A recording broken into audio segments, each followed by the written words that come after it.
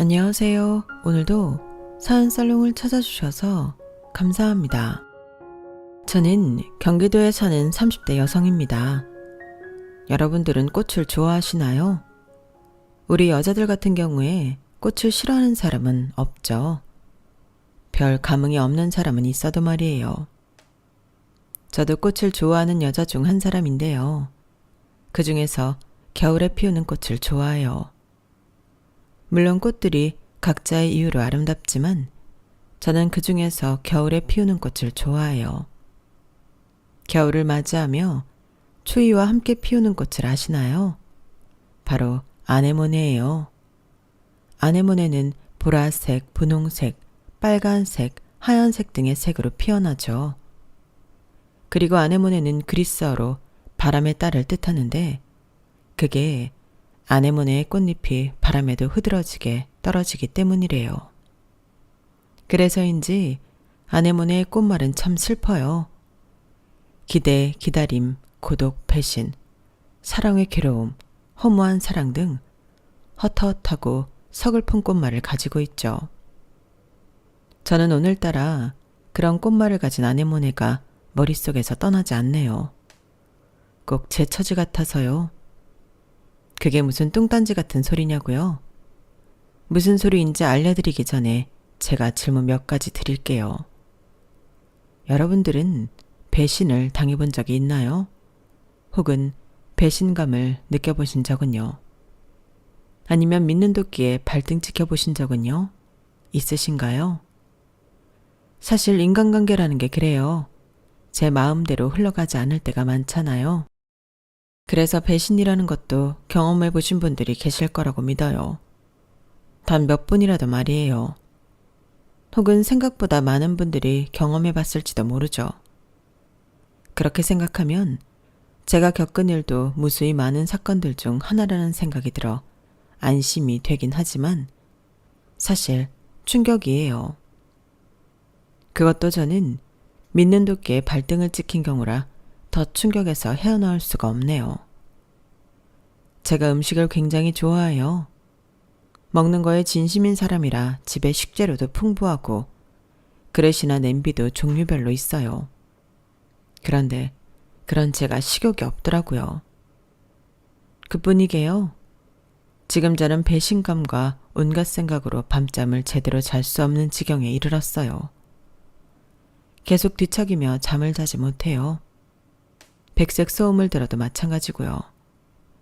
그러니 수면 부족으로 제정신이 아니에요. 지금 휴직 중이니 다행이지 아니었으면 사고 쳤을 거예요. 제가 미용사거든요. 이전에 불미스러운 일로 휴직을 했는데 지금 와서 보니 하길 잘했다 싶어요. 물론 제가 미용 일을 10여 년 동안 이런 일이 없었지만요. 이제 제가 어떤 배신을 당했는지 궁금하시죠? 전부 다 말씀드릴게요. 저는 3남매 중 둘째로 위로는 오빠가, 아래로는 동생이 있어요. 오빠와는 연년생이고 남동생과는 2살 차이가 나요. 저희 3남매는 우애가 두터웠어요. 서로 다투는 일도 거의 없었고 서로를 배려하고 위해주는 남들이 부러워하는 남매 사이였죠. 저희 남매가 그렇게 클 수 있었던 건 같은 결핍을 가졌기 때문이에요. 그거 아시나요? 같은 결핍을 가진 사람들끼리는 서로 돈독해질 수밖에 없다는 사실을요. 물론 저희는 남매니까 동일한 환경에서 자랐으니까 비슷한 결핍이 있는 건 당연해요. 하지만 저희 남매는 그 결핍의 모양과 무게가 같았다고 할까요? 게다가 그 결핍으로 만든 욕구까지 닮았죠. 그래서 저희 남매는 서로를 더 잘 이해할 수 있었어요. 그런 유련을 공유한 사람들처럼 말이에요. 그럼 여기서 말씀드릴게요. 저희 남매의 가장 큰 결핍은 바로 엄마예요. 저희 남매를 키운 건 주 양육자는 저희 아빠와 친할머니 둘 뿐이에요. 오직 2분이 저희 남매를 키우고 보살폈죠. 엄마는 거기에 없어요. 어릴 때 찍은 사진에도 엄마는 찾아볼 수 없죠. 그럼 저희 엄마는 어디에 있었냐고요? 늘 방 안에 있었어요. 작은 골방에 늘 누워 있었어요. 아직도 기억이 나요. 그 방의 온도가 말이에요. 차가웠어요. 그리고 습했죠. 그 방이 늘 그늘이었거든요. 그리고 엄마는 우리 남매가 자기를 깨우면 신경질을 냈어요. 그러면서 할머니를 불렀죠. 애들 좀 데려가요. 날카로운 목소리로 소리를 질렀어요. 그럼 할머니가 혀를 차며 저희를 방 밖으로 끌고 나온 뒤에 문을 쾅 닫았죠. 그리곤 썩을 년 그랬어요. 그러니 행복을 담는 사진 속에 저희 엄마가 있을 수 있을 리 없었죠. 엄마는 자격 미달이었어요. 우리 남매 중 한 명도 엄마에게 제대로 안겨본 사람이 없어요. 따뜻한 말 한 번 들어본 적이, 아니, 따뜻한 눈빛 한 번 받아본 적이 없어요. 그러니 우리 남매에게는 엄마는 가족이 아니었어요. 엄마는 그냥 우리 집, 저 방에 있는 사람이었죠. 그래도 엄마인 건 알았어요.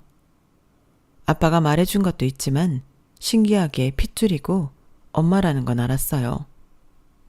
다만 세상에 빛을 보게 해준 사람, 그 이상도 그 이하도 아니었어요. 게다가 저희 엄마는 제가 5살 때 죽었어요. 그런데 오빠도 저도 엄마가 죽었다는 것을, 이제 세상에 없는 사람이라는 것을 알면서도 울지 않았어요. 슬프지 않았던 것 같아요. 그만큼의 애착이 없어서였을까요? 지금 생각해보면 그래도 엄만데 좀 울어주지 그랬어 하는 생각이 들긴 하지만 별 수 있나요? 그게 엄마 복이죠. 애들은 솔직하잖아요. 게다가 그때 아빠도 울지 않았어요. 만약 아빠가 울었다면 따라 울었을 텐데 조문객들이 보기엔 좀 이상했을 것 같아요. 그리고 제가 고등학생 때 엄마의 사연을 우연치 않게 듣게 되었어요. 할머니가 친구들과 이야기를 하는 걸 방 너머로 들었거든요. 우리 며느리? 아유, 말도 마라. 내가 다 키웠어.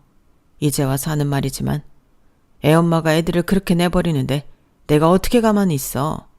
안 그래?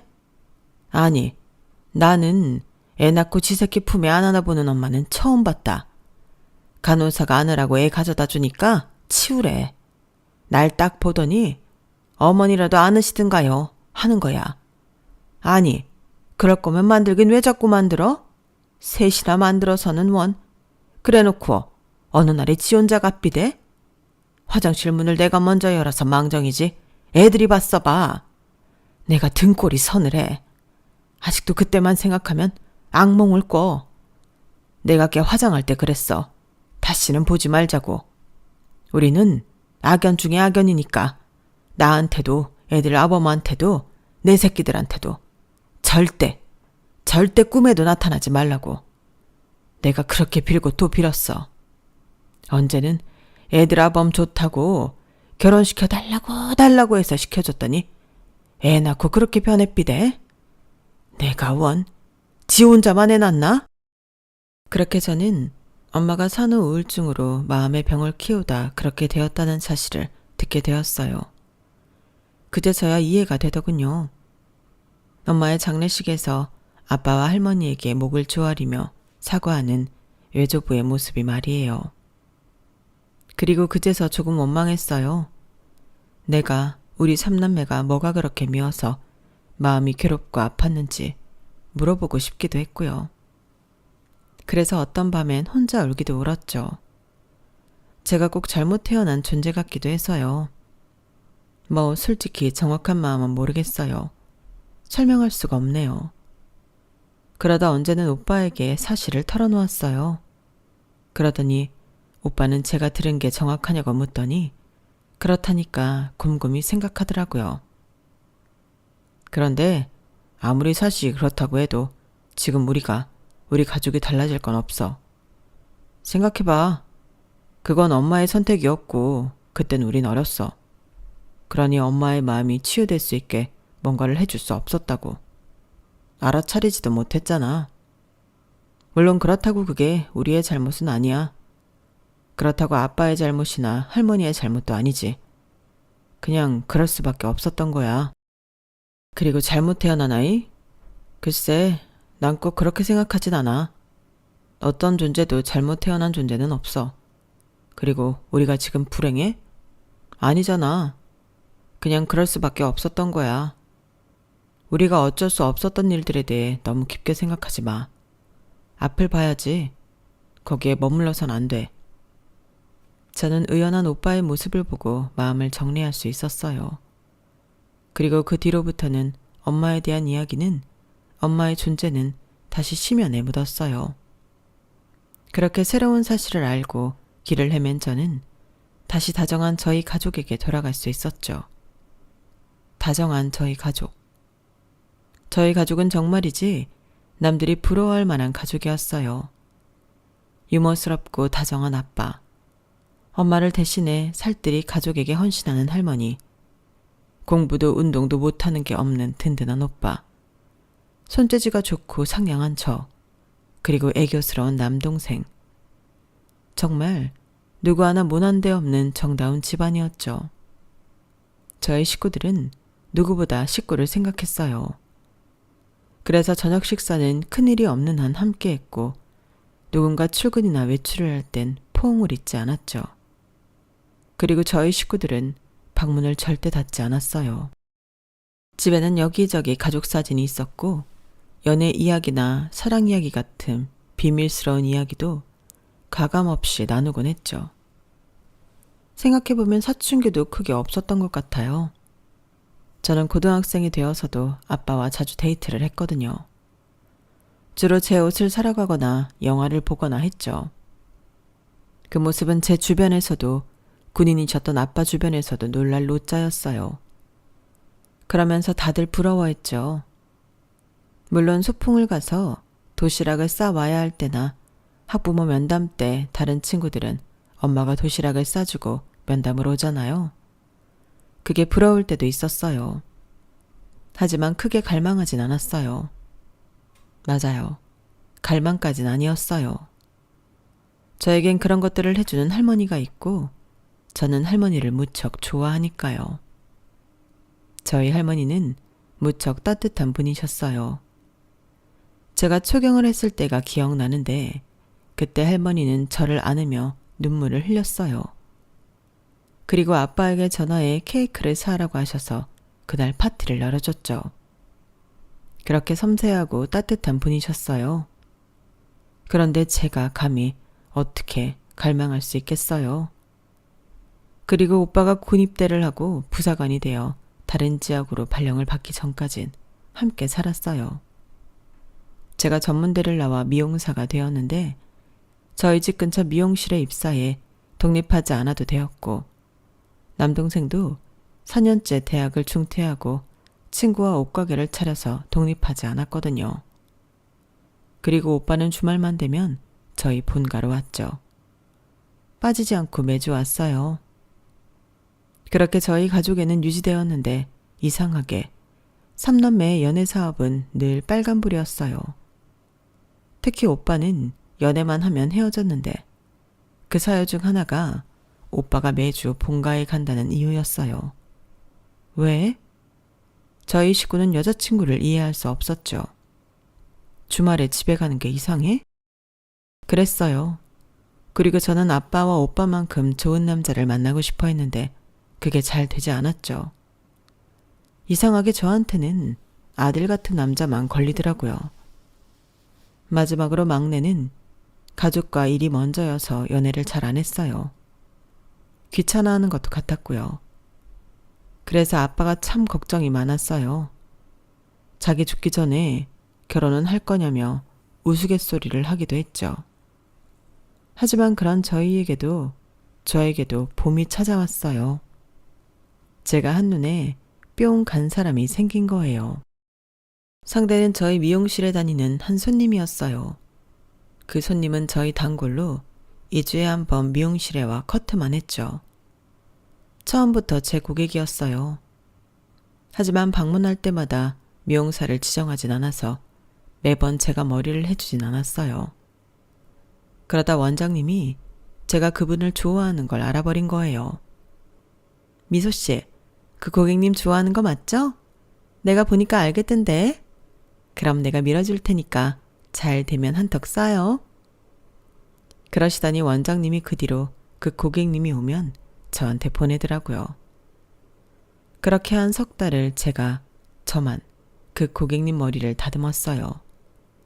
그러면서 저는 이 고객님이 건축업에 종사하신다는 사실과 혼자 산다는 거, 싱글이라는 거, 데이트를 해본 지 오래되었다는 걸 알았죠. 그리고 다음 만남 때 펌을 추천했어요. 그런데 거절하더라고요.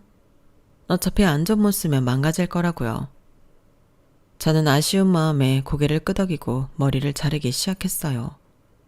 그런데 손님이 이런 말을 하는 거예요. 그런데 남자들이 연애만 하면 파마를 한다는데 왜 그러는 거예요? 저는 그런 말을 하는 게 너무 귀여워서 막 웃었어요. 그리고 저도 모르게 말했죠. 그럼 손님도 파마하시겠네요. 저랑 연애하시면. 그리고 쨍 하고 제가 제 말에 놀라 가위를 떨어뜨렸어요. 그러니 손님이 괜찮냐고 하는 거예요. 저는 당황해서 정신없이 머리를 커트하고 줄행랑을 쳤어요. 계산도 못하고 말이에요. 그리고 다음번에 손님이 또 오셨는데 그때 제가 한 말 기억하냐고 제가 은근히 물었어요. 그러니 기억한다고 해요. 그래서 그럼 끝나고 뭐 하냐고 물었죠. 그러니 당황한 표정을 짓는 거예요. 아, 전 연애할 생각이 없어서 이렇게 말하더라고요. 그렇게 제 사랑도 끝났구나 싶었어요. 고객도 잃고요. 원장님한테도 망연자실하며 말하고 위로주까지 마셨어요. 그런데 2주 뒤에 또 그 손님이 온 거예요. 그리고 이번에는 저한테 머리를 받겠다고 했어요. 그래서 제가 이번에도 커트하면 될까요? 물으니 이번엔 펌을 한다고 해요. 그래서 연애하시는구나 이렇게 생각하고 2시간을 멍한 상태로 펌을 했거든요.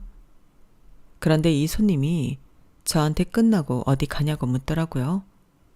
그래서 집에 간다고 하니까 식사를 하자고 해요.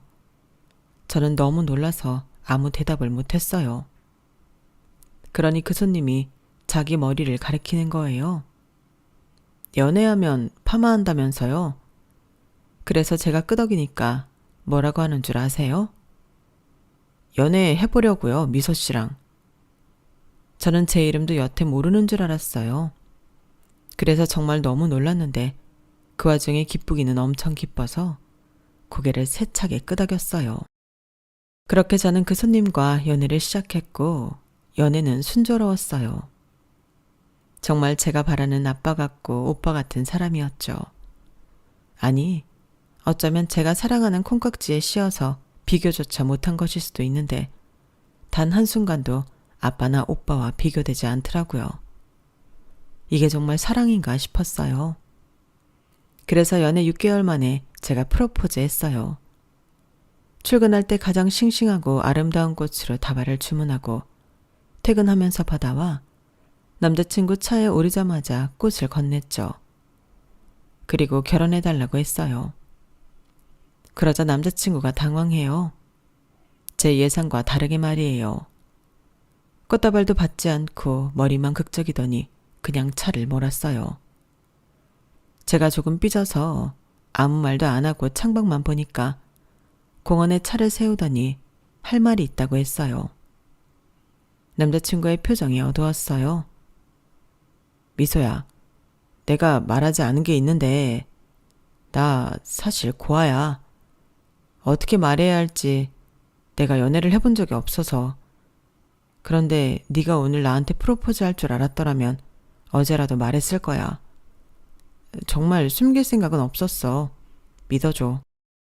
그러면서 남자친구가 자기 이야기를 해요. 남자친구는 사실 신생아 때 보육원에 버려진 고아예요. 그러다 4살 때 처음 입양되어 6살 때 그 집에 아이가 생겼다며 파양되고 12살에 다시 입양되었다가 그 집 자식들이 괴롭혀서 15살 때 다시 파양되었어요. 그리고 성인이 될 때까지 보육원에 살다가 지원금을 받고 퇴소했죠. 남자친구는 그 돈으로 구할 수 있는 작은 반지하에서 막노동을 하다가 건축업을 배웠어요. 그리고 지금까지 그 일을 하고 있었죠.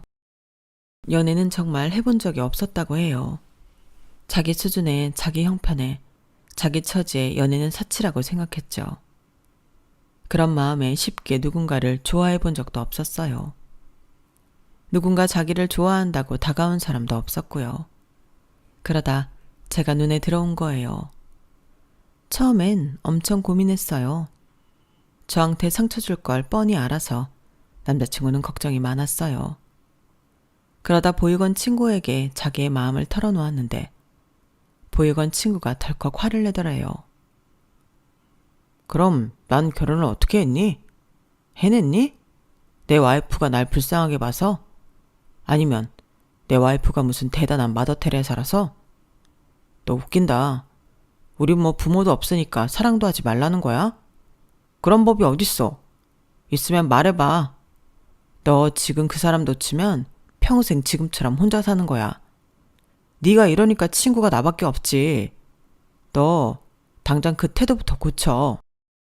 그래서 용기를 냈어요. 남자친구 말로는 예약을 당겨서 미용실에 방문했다고 해요. 저는 남자친구의 진심 어린 고백에 남자친구를 안아주었어요. 나도 마더 테레사는 아니야. 그냥 오빠가 좋은 거고 오빠면 되니까 결혼하자고 한 거야. 지금 내가 오빠 이야기를 듣고 당황스러운 건 예상하지 못했기 때문인데 그렇다고 낙담할 건 없어. 나도 엄마가 없거든. 5살 때 돌아가셨는데 거의 없던 거나 다름없어. 서로 각자의 아픔이 있는 거 아니겠어? 그러니까 괜찮아. 그렇게 저희는 서로의 이야기를 실컷 털어놓은 뒤 결혼을 약속했어요. 그리고 며칠 뒤 남자친구와 둘이 아빠를 찾아뵈었죠. 다짜고짜 결혼을 하겠다고 말했어요. 그리고 남자친구 이야기를 털어놓았죠. 그러자 저희 아빠는 제 예상과 다르게 반대를 했어요. 남자친구를 돌려보내고 저한테 적어도 상대는 온전한 가족이 있어야 하지 않겠냐고 말하더군요. 그래서 제가 처음으로 아빠의 말에 반기를 들었어요. 그래도 아빠는 돌처럼 끄덕없더라고요. 그리고 제 친구들도 반대했어요. 제가 뭐가 모자라서 고아랑 결혼하냐는 소리까지 듣고 저는 모든 사람과 연락을 끊고 짐을 챙겨 남자친구 집으로 갔죠. 그렇게 보름 있었나? 그러니 아빠가 다시 집으로 오라고 해요. 그래서 결혼 허락하는 거 아니면 안 간다고 하니까 결혼하라고 하더라고요.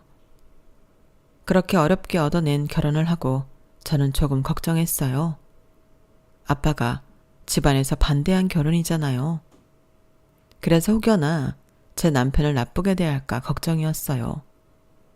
그런데 걱정과는 다르게 아빠도 그렇고 할머니도 그렇고 저희 남편을 사위로 대해줬어요. 마음을 열어준 덕분에 저희 남편도 저희 식구의 일원이 될 수 있었죠. 단란하게 가족들끼리 식사도 하고 아빠와 셋이 데이트도 하고 가족끼리 여행도 다니고요. 남편 덕분에 여행은 참 많이 다닌 것 같아요. 남자가 한 명 늘었다고 여행이 가뿐해지더라고요. 그리고 제가 시댁이 없잖아요. 그래서 그런 스트레스도 안 받았어요. 시댁살이에 대한 이야기를 친구들이 하면 이해를 못했죠. 그러더니 친구들이 하나둘 제 처지를 부러워하더라고요. 자기도 차라리 남편이 고아였으면 좋겠다나 뭐라나. 그땐 정말 우습기도 하고 시댁살이를 경험하는 친구들이 안쓰럽기도 하고 그랬어요. 여튼 저는 제 결혼 생활에 불만이 하나도 없었어요. 그리고 그건 남편도 마찬가지일 거라고 확신했죠. 그러다 재작년 저희 할머니가 당뇨로 돌아가셨어요. 저에겐 엄마 같은 할머니가 돌아가시니 저는 눈앞이 캄캄하고 머리가 아득했어요. 앞으로 어떻게 살아가지? 큰 기둥을 하나 잃었다. 이런 기분이었죠. 하지만 그때도 남편이 있어서 버텼어요.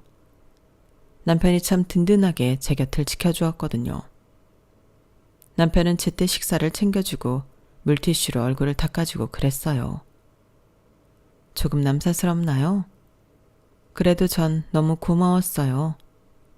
그런데 웃긴 일이 일어났어요. 바로 그렇게 다정했던 제 남편이 변한 거예요. 어떻게 변했냐고요? 너무 차갑고 냉담하게 변했어요. 매일 저를 깨워주고 늘 고맙게 아침밥을 먹어주던 남편은 온데간데 사라지고 저보다 일찍 일어나 아침밥도 먹지 않고 출근을 해버렸죠. 그뿐인 줄 아세요? 제가 저녁을 차려두고 기다리는데 남편은 오지 않았어요. 늘 10시나 되어서 집으로 돌아왔죠. 그것도 술에 취해서 말이에요. 저희 남편, 술이라곤 입에도 못 대는 사람이에요. 그런데 무슨 이유인지 매일 술을 마시고 늦게 집에 들어오더라고요. 그리고 집에 들어와서는 저를 본체 만취하더니 소파에 누워 잠을 자는 거예요. 그러니 매번 나누던 따뜻한 대화나 포옹, 그런 것도 사라졌죠.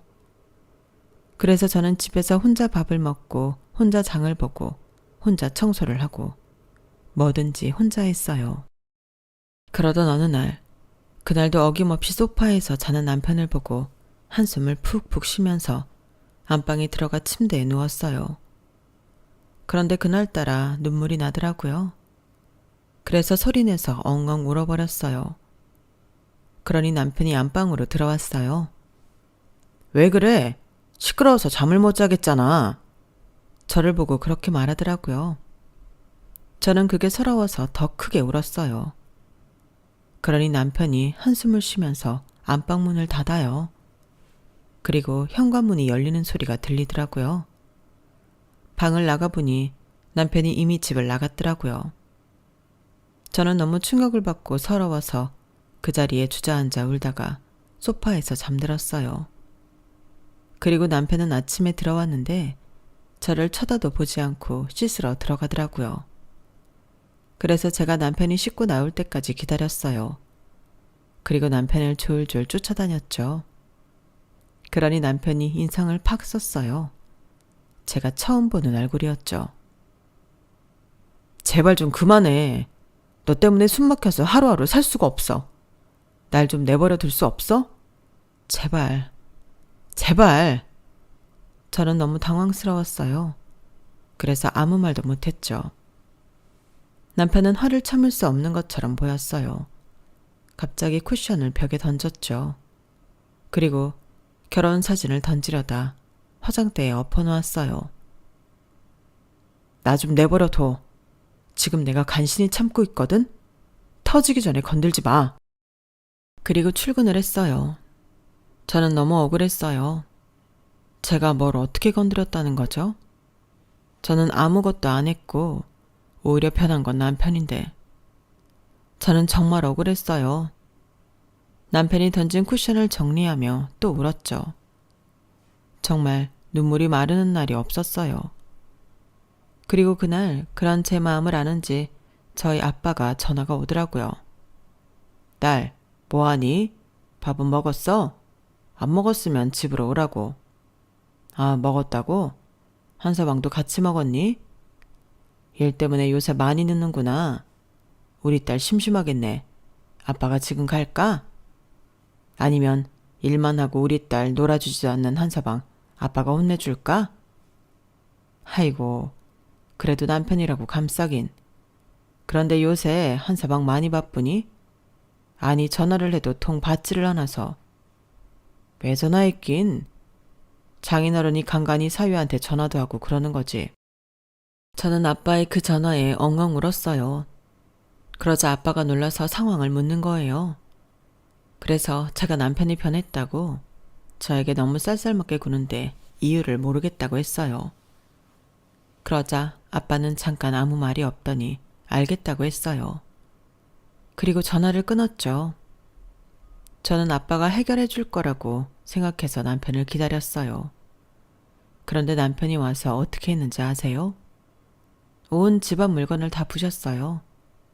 그릇이며 액자며 화병이며 깨질 수 있는 것들은 다 벽에 던졌죠. 남편은 던지고 저는 비명을 지르고 난리도 아니었어요. 그리고 그때가 저녁 10시가 넘어서 결국 경찰이 왔어요. 경찰이 남편을 저지하고 남편을 체포하려고 했어요. 그래서 제가 별일 아니라고 제발 남편 좀 풀어달라고 그랬어요. 그러니 경찰이 미심쩍은 표정으로 저를 보다가 남편을 풀어줬어요. 그리고 저는 주민들에게 사과를 하고 현관문을 닫았어요. 그리고 뒤를 보는데 난장판이 된 집에 한숨이 나오고 이 지경을 만들고 취해서 자는 남편의 두 숨이 나오더라고요. 저는 밤새 집을 치웠어요. 그리고 남편을 침대로 옮기고 남편이 일어나길 뜬 눈으로 기다렸죠. 저희 남편 알람이 필요 없는 사람이거든요. 그날도 어김없이 6시에 눈을 뜨더라고요. 제가 일어났냐고 북엇국을 끓여놨으니 먹으라고 했어요. 아니 됐어. 당신이 거기에 뭘 넣었을 줄 알고. 독약이라도 탔을 것 같아. 못 먹겠어. 그리고 또 운 거야? 정말 지겨워. 언제까지 그렇게 울 건데? 운다고 뭐가 해결돼? 달라져? 당신 때문에 이제 우는 여자는 지긋지긋해. 앞으로 내 앞에서 울지 마. 울었던 거 티내지도 마. 얼굴 치워. 짜증나고 메스꺼려. 비켜. 화장실 갈 거야. 남편이 그 말을 하면서 일어나는데 저는 터져버렸어요. 남편에게 빽 소리를 질렀죠. 당신 대체 왜 이러는 거야? 내가 뭘 그렇게 잘못했길래 이렇게까지 하는 거야?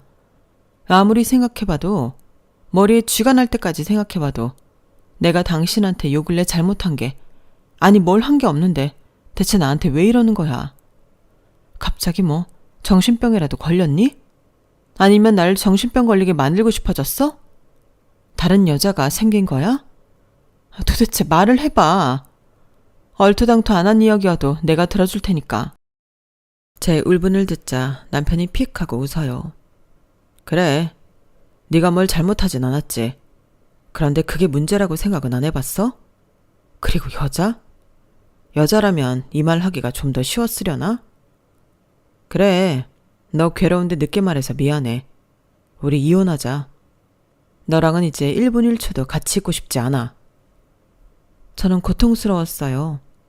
남편에게 제 마음을 알아달라 호소한 결과가 이런 소리일 줄은 몰랐거든요.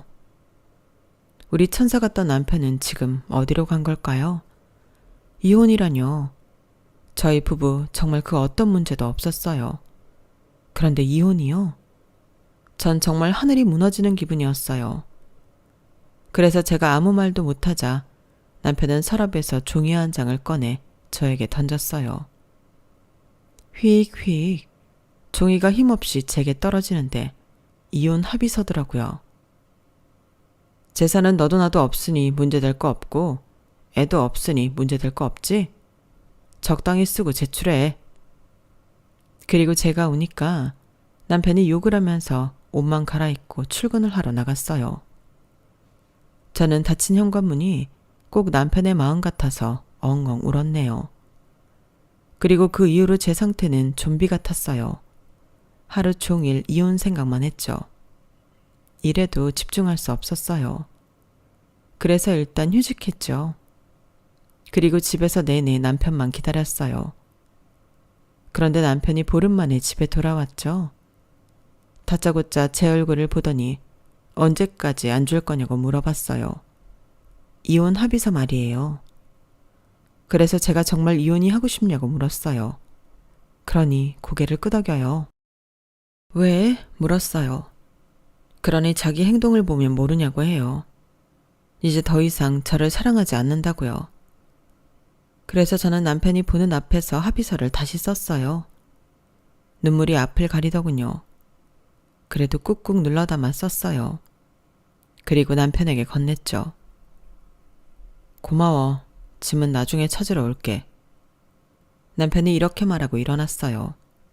그리고 제가 여자가 생긴 거냐고 물었어요. 남편이 저를 지나쳐 현관으로 향했어요. 여자가 생긴 거면 그게 더 다행이지. 신발을 신으며 그러더라고요. 저는 그렇게 남편을 보냈어요. 그리고 다음날 남편과 합의서를 제출했고 혼자서 오지도 않을 남편을 기다렸어요. 그런데 남편에게선 전혀 연락이 없었고 오빠에게서 전화가 왔어요. 저희 아빠가 쓰러졌다고 급한 목소리로 말했어요. 저희 아빠 심장병이 재발한 거예요. 저희 아빠가 오래전부터 심장이 안 좋았거든요. 그래서 몇 년째 심장약을 먹고 계세요. 그런데 한동안 괜찮았어요. 천천히 운동도 하고 식단 관리도 하고요. 금연도 계속하고 있어요. 그런데 길을 걷다가 쓰러져 응급실로 이송 중이라는 거예요. 저는 너무 놀라서 벌떡 일어나 응급실로 갔어요. 그러면서 택시에서 남편에게 전화를 했죠. 그러니 남편이 한참 말이 없었어요. 원래 심장병 있었잖아. 심장이 얼마나 중요한 기관인지 알면서 그래. 심장이 막 간 거면 애초에 막 간 거지. 그런데 뭔 호들갑이야. 이렇게 될 줄 몰랐어? 그럼 뭐 너희 아빠는 얌전하게 자면서 죽을 줄 알았어? 보상이라도 누릴 줄 알았냐고. 웃기네. 자업자득인 거야. 자승자박인 거라고. 그러니까 나한테 전화해서 질질 짜지 말고 장례식에서나 불러. 그렇게 남편은 전화를 끊었고 저는 정신이 혼미해질 정도로 울다가 택시에서 내렸는데 설상가상으로 아빠가 돌아가셨더라고요. 뒤늦게 온 오빠와 남동생이 무릎을 꿇고 울고 저는 더 이상 눈물도 나지 않아서 차갑게 식은 아빠의 몸을 바라보고 있었어요. 저는 거의 좀비 같은 상태로 아빠 장례식을 준비했어요. 그리고 남편에게 전화를 해 아빠가 돌아가셨다고 장례식장 장소를 알려줬는데 아무 말이 없더라고요. 그래서 나보고 가서 시중이라도 들라는 거야? 우리 지금 이혼 조정 중인 거 잊었어? 우리가 지금 부부라고 생각하는 거야? 우린 이제 곧 남남이라고. 그런데 지금 거길 오라는 건 부조금이라도 땡겨보겠다는 거야? 당신이나 당신 가족이나 참 속보인다. 너무한다고. 그렇게 말하고는 전화를 끊었어요. 저는 일단 하루를 기다렸는데 정말 남편은 오지 않았어요. 그래서 남편이 일어나기 전에 남편의 오래된 친구에게 전화해 남편의 거처를 알아낸 다음 남편을 찾아갔죠. 비밀번호는 냅다 저희 결혼기념일을 눌러봤는데 문이 열렸어요. 솔직히 그것도 기가 막혔어요. 어제는 이제 저희는 부부도 아니고 남남이라느니 그런 말을 해놓고 현관 비밀번호는 저희 결혼기념일이냐뇨. 그리고 더 기가 막힌 건 뭔지 아세요? 남편이 그 시간에 깨어있는 거예요. 그리고 놀랍게도 울고 있는 거예요. 저희 남편이 말이에요. 그 큰 덩치로 어깨를 흔들며 울고 있다가 문이 열리는 소리에 덜컥 놀라 저를 보더군요. 얼마나 울었는지 눈이 팅팅 부어서 토끼 눈이 되어 있었어요. 저는 덜컥 화를 내려는 마음이 온데간데 사라지고 놀라서 남편에게 다가갔어요. 무슨 일이야? 왜 울어? 어디 아파? 제가 물으니 남편은 저를 안고 막 울어요. 그래서 제가 무슨 일이 있는지 물었어요. 그러니 미안하다는 말만 반복해요. 저는 통 그 속사정을 알 수가 없었어요. 그런데 울음이 거의 멎은 남편이 실토를 하더라고요. 어제 장인어른 장례식에 안 가서 미안해. 오늘도 가지 않았으니 오늘도 미안하고. 그리고 이제까지 모지말했던 것도 상처 줄 행동을 했던 것도 다 미안해. 너무 어리석고 미숙한 말과 행동들이었어. 이미 상처는 다 받았겠지만 미안해. 하지만 용서해달란 건 아니야. 이혼을 물러달라는 말도 하지 않을게.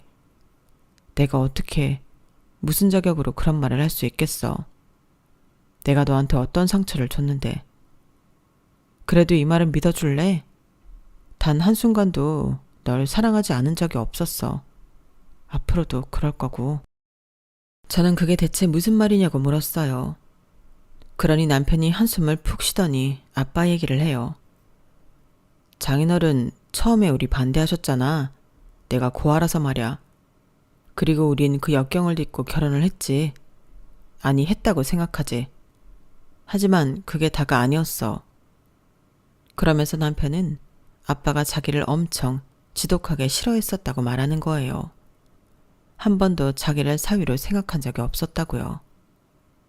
그리고 차근차근 저에게 이야기를 해줬어요. 결혼을 하기 전날 11시나 돼서 아빠가 남편을 찾아왔어요. 남편의 자취방을 이리저리 둘러보더니 한숨을 푹푹 쉬었어요. 그리고 아빠는 침대에 걸터 앉았어요. 남편은 눈치를 보다 테이블 앞에 앉았고요. 기껏 지낸다는 데가 이런 데면 말은 다 했고, 차도 지난번에 받고 구형 그랜저 중고로 산 거 맞지? 그럼 이제껏 모은 돈은 얼마나 되나? 고하니까 따로 부양할 가족도 없을 거고, 사는 거 보니 달리 나가는 데도 없을 것 같은데. 아, 아니다. 말하지 마. 들으면 괜히 심란할 것 같다. 내가 오늘 찾아온 건 너한테 당부할 말이 있기 때문이야. 우리 미소, 엄마는 없지만 그의 모자라지 않게 사랑받으며 큰딸이야. 너도 알겠지만 그런 애가 뭐가 모자라서 너 같은 고아를 만나 결혼을 하겠다는 건지 애비로서 도무지 이해가 되지 않는데, 나는 말이야, 우리 미소가 꼭 사랑받은 놈에게 시집가길 바랐어. 그래야 서로 사랑을 주고받으며 살 수 있으니까 말이야. 너처럼 사랑도 모르는, 받아본 적도 없고 준 적도 없는 놈한테 보내기는 아직도 싫다 이거야. 그리고 왜 너처럼 부모 없는 애들은 막노동에서 머무르는 거냐? 건설업 현장직이라지만 쉽게 말하면 막노동이잖아. 가방줄 짧은 건 말할 것도 없고, 그래도 우리 미소는 전문대로도 나와 밥벌이 하는데, 그래도 전문대는 나와야지 요즘 시대에. 그리고 난 네 인상도 싫다. 부모 없는 거 티내는 것도 아니고 칙칙하고 어두워서는. 삶의 불행을 네가 다 짊어지고 사니? 아니잖아. 그렇게 아빠는 쉬지 않고 남편을 비난했어요. 남편은 처음 보는 아빠의 모습에 당황해서, 그리고 자기조차 그렇게 생각하고 있었기 때문에 고개를 조아렸죠. 그리고 아빠는 지금 당장 생활기록부를 보여달라고 했어요. 그래서 남편이 노트북으로 생활기록부를 보여주자 아빠는 한참을 읽었어요. 솔직히 저희 남편 학교생활 참 성실하게 했어요. 반장이나 부반장을 할 성격은 아니었어 그러진 않았지만 결석 한 번, 조퇴 한 번 없었고 성적도 우수했죠. 대학을 가지 않은 건 순전히 학비 때문이었어요. 기타 생활비나 대학을 가면 만만치 않잖아요. 그런데 아빠가 노트북을 휙 남편에게 건넸어요. 이거 다 너 고아라. 불쌍해서 이렇게 적어둔 거다. 난 안 믿는다. 원래 보고 배우는 게 엄청 중요한 거거든. 그리고 결혼을 해서는 남편을 무시하는 건 기본이었어요. 식당에 가면 매번 인원수를 남편을 제외하고 말했죠. 그리고 수저나 물을 주지 않기도 했고요. 저와 떨어뜨려 제일 끝 모서리에 앉히기도 했어요. 그땐 몰랐는데 남편이 이야기하니 새록새록 생각나더라고요. 그리고 저는 매번 그런 자리에서 아빠가 계산을 한 줄 알았는데 남편이 했다고 해요. 남편이 계산한 걸 이제껏 아빠가 생색낸 거였어요. 그뿐만 아니라 아빠는 제가 없을 때 가감없이 남편을 비난했죠. 제가 남동생과 부엌에서 식사 준비를 하고 있을 때 주로 그랬다고 했어요. 요새 후원금 받으려고 저런 방송하는 가난뱅이들이 많더라. 너는 그런 방송하자고 요청 안 받아봤니? 아, 하긴 저런 방송도 특별한 사연이 있거나 애가 참 착하거나 그래야 방송을 하지. 안 그래? 너는 이도저도 아니잖아. 그냥 구하라고 다 방송하진 않겠지. 그리고 뭐 하나 아빠 성에 차지 않는 행동을 하면 족보 없는 놈들이 뭐 그렇지 뭐. 별 기대도 안 했다. 내가 왜 이런 애한테 내 귀한 딸내미를 허락했는지 내가 미쳤었지. 지금이라도 이혼해. 알겠냐? 하셨어요. 그리고 최근 할머니 장례식에서는 이런 일이 있었어요. 둘째 날이 지난 새벽이었는데요. 남편이 옆에서 절 잘 보살피다 절 재우고 혼자 밖에서 담배를 태우고 있었어요. 그런데 아빠가 슬그머니 오셨어요. 머리도 큰 놈이 장인어른 앞에서 담배나 뻑뻑 피우기는 빨리 꺼라. 남편이 아빠의 말에 담배를 끄고 또 죄인처럼 고개를 숙이고 있었어요. 그 모습을 보더니 아빠는 혀를 쯧쯧 차고 손가락질을 했죠. 남자가 이렇게 자신감이 없어서야 그러니 오늘도 이러지. 원래 둘째 날이 사람이 제일 많이 오는데 그중에 이 손님은 한 명도 없었다. 너는 참 이래저래 도움이 안 되는구나. 우리 딸에게 할머니는 그냥 할머니가 아니야. 엄마이자 할머니지. 그걸 아는 놈이 이런 식으로 굴어? 돈도 안 되고 널 대체 어떤 식으로 예뻐해야 하냐? 너는 정말 내 인생에도 내 딸 인생에도 하등 도움이 안 된다. 정말 내 딸이 네 어떤 부분을 보고 결혼을 하겠다고 한 건지 뭐 책이라도 잡은 거 아니냐? 어디 한번 말 좀 해봐라. 남편은 그 어떤 말도 하지 못하고 폭격 같은 아빠의 말을 들었어요. 그리고 저한테 말하기를 그날 이후로 결심했다고 해요. 이혼을 하겠다고요. 그게 저를 위해, 본인을 위해, 아빠를 위해 가장 좋은 선택일 것 같다고요. 그래서 그랬다고 해요. 저에게 모질게 대한 거, 모진 말을 한 거 다 정떼게 해서 이혼해도 후련하게 하라고 그랬던 거래요. 그 말을 저는 믿고 싶으면서도 온전히 믿을 수 없었어요. 저에겐 천사 같은 아빠가 그런 짓을 했으리라 상상도 못했으니까요. 그러자 남편이 편지를 내밀더군요. 아빠가 결혼 전에 자기를 찾아왔을 때 돌아가기 전에 준 거래요. 저는 천천히 그 편지를 읽어봤어요.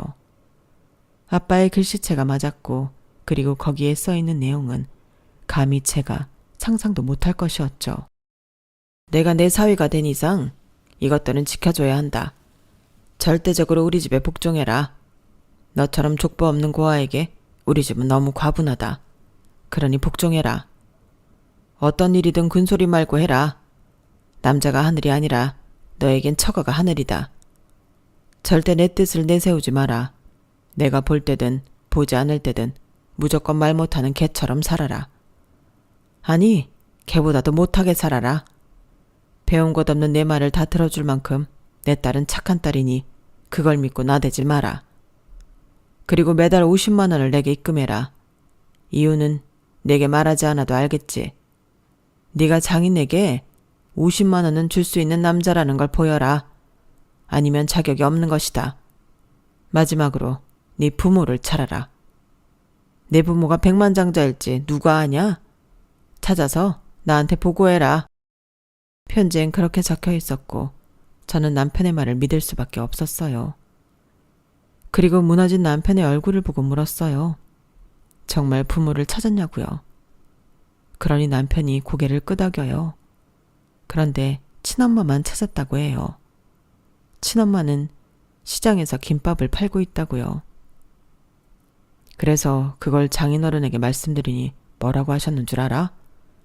혀를 쯧쯧 차면서 너는 어김없이 나한테 도움이 안 된다 이러셨어. 아마 정말 백만장자이길 기대하셨나 봐. 그런데 다음날 친엄마한테 연락이 온 거야. 장인어른이 왔다 갔다고. 그래서 죄송하다고 하니까 죄송할 건 없고 미안한 건 자긴데 다시 만나지 말자고 그러더라. 모르는 사람으로 살자고. 자기 죽어도 오지 말라고.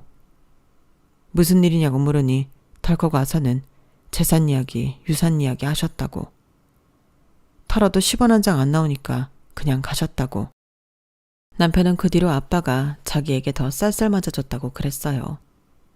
어떤 때는 그냥 전화를 해서 욕만 한 바가지 하고 전화를 끊었다고 해요. 남편은 정말 자기가 어거지로 키우는 개가 된 기분이었다고 해요. 남편은 오직 저 하나만 보고 버텼다고 말했어요. 그런 남편을 보니 속도 모르고 매번 친정에 남편을 끌고 간 제가 너무 미웠어요. 그래서 남편을 끌고 사과했죠. 그리고 남편의 목을 보는데 로프 자국이 있는 거예요. 그걸 보고 울음이 터져서 같이 부둥켜 안고 몇 분을 울었네요. 그리고 저는 장례식장으로 다시 가서 오빠와 남동생에게 남편에게 들은 아빠의 만행을 모두 이야기했어요. 그러자 오빠는 장례식에서 무슨 이야기를 하는 거냐고 하더니 나중엔 자기도 알고 있었다며 시인하더라고요. 그래요. 아빠는 오빠와 남동생 앞에서도 제 남편을 무시하고 헐뜯은 거예요. 저는 참지 못하고 아빠의 영정사진을 손으로 가리켰어요. 나 지금부터 남편이랑 집으로 갈 거야. 남은 장례식은 둘이 알아서 처리해. 절대 나 부르지 마. 장례뿐만이 아니야. 제사도 둘이 알아서 해. 못하겠으면 빨리 결혼해서 와이프들한테 부탁하든지. 난 안 해. 내가 들은 게 사실인 걸 안 이상 난 아빠한테 더 이상 해줄 게 없어. 아니, 솔직히 죽은 아빠라도 불러내서 남편에게 사과하라고 하고 싶은 심정이야. 그러니까 앞으로 집안일에 나 절대 부르지 마. 우리 남편도 마찬가지야. 결국 방관한 오빠도 너도 똑같은 사람이야. 나는 지금 우리 남편한테 미안해서 쪽팔려서 혓개 물고 죽고 싶은 걸 꿋꿋이 참는 중이거든? 그러니까 절대 나 부르지 마. 그렇게 말하고 남편의 손을 잡고 장례식을 빠져나왔어요. 그리고 저희는 이혼을 포기했죠. 같이 집으로 돌아와 오래 이야기를 했고 결국엔 저도 남편과 마찬가지로 고아가 되기로 했어요. 가족을 버린 거죠. 그리고 저희에겐 새 생명이 찾아왔어요. 결혼 5년 만에 말이에요. 정말 소중하고 감사해서 남편과 매일 행복한 날들을 보내고 있어요. 다만 배신의 상처는 아직 아물지 못하고 있죠. 사과받아야 할 사람이 이 세상에 없으니까요. 아마 시간이 걸릴 것 같아요. 혹시 제가 회복할 방법이 있다면 여러분들이 댓글로 많이 알려주세요. 빨리 이 트라우마로부터 도망치고 싶네요. 태어날 아이에게 좋은 영향만 주고 싶어요. 그러니 여러분들의 댓글과 응원 꼭 남겨주세요. 여기까지 저의 사연입니다. 고민처럼 털어놓았지만 들어주셔서 감사드리고요. 여러분들은 세상 소중한 가족과 항상 사랑 넘치고 행복하시기를 바랍니다. 여러분, 사연 댓글에 응원과 현명한 조언 부탁드려요. 좋아요와 구독은 저에게 큰 힘이 됩니다. 오늘도 좋은 일 가득하세요.